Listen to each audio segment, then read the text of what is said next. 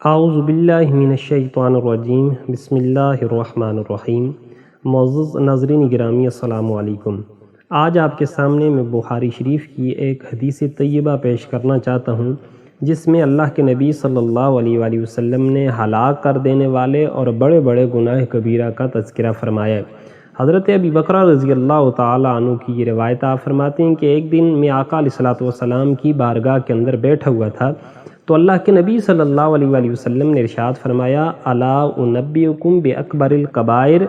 اے ابی بکرہ کیا میں تمہیں سب سے بڑے گناہوں کے بارے میں نہ بتاؤں؟ حضرت ابو بکر رضی اللہ تعالیٰ عنہ ارشاد فرماتے ہیں، قلنا بلا یا رسول اللہ، ہم نے عرض کیا اللہ کے نبی ضرور آپ ہمیں بتائیں کہ کون سے گناہ بڑے ہیں اور کون سے گناہ ایسے ہیں جو انسان کو ہلاک کر دینے والے ہیں۔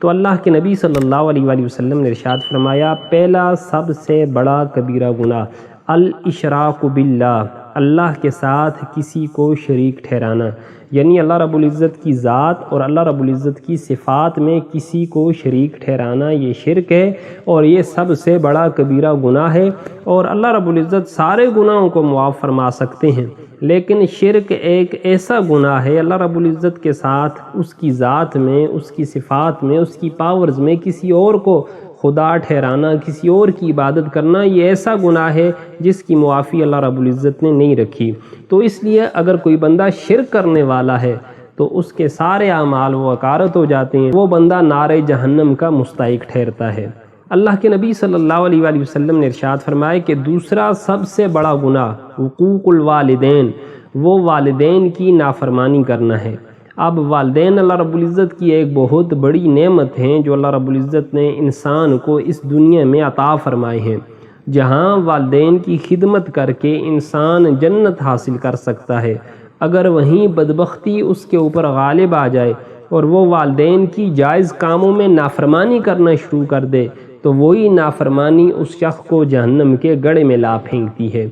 اس لیے اللہ کے نبی صلی اللہ علیہ وآلہ وسلم نے والدین کی جو نافرمانی ہے اس کو گناہ کبیرہ، سب سے بڑا گناہ، اس کے ساتھ اللہ کے نبی صلی اللہ علیہ وآلہ وسلم نے اس کو کمپیئر فرمایا ہے۔ تو اس لیے ایک انسان کو چاہیے کہ وہ اپنے والدین کی خدمت کر کے جنت حاصل کرنے کی کوشش کرے، کہ والدین کے چہرے کی طرف دیکھنا بھی یہ ایک مقبول حج کا اور ایک مقبول عمرے کا ثواب انسان کو عطا فرماتا ہے۔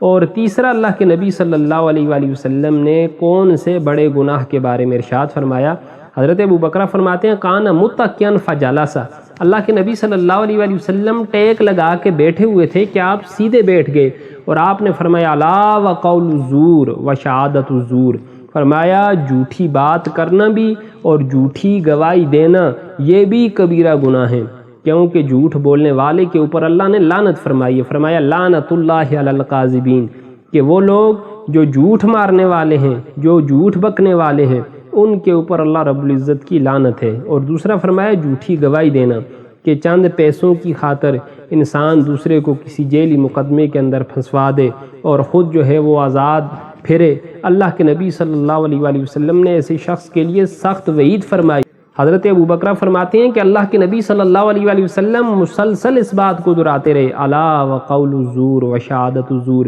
یہاں تک کہ ہم نے سمجھا کہ شاید اللہ کے نبی صلی اللہ علیہ وآلہ وسلم اب چپ نہیں فرمائیں گے۔ تو اس لیے انسان کو جھوٹ سے بچنا چاہیے، کہ ایک جھوٹ کو چھپانے کے لیے انسان کو مزید 100 جھوٹ بولنے پڑتے ہیں۔ اور حضور پاک صلی اللہ علیہ وآلہ وسلم کی حدیث طیبہ بھی ہے کہ جو سچائی ہے وہ دل کو اطمینان بخشتی ہے، اور جو سچائی ہے وہ انسان کو نجات بخشتی ہے، اور جو جھوٹ ہے وہ انسان کو ہلاک کرنے والا ہے۔ تو اس لیے اللہ رب العزت ہمیں ان 3 کبیرہ گناہوں سے بھی محفوظ و مامون فرمائے، اور حضور کی شریعت کے اوپر چلنے کی تمام مسلمانوں کو توفیق عطا فرمائے۔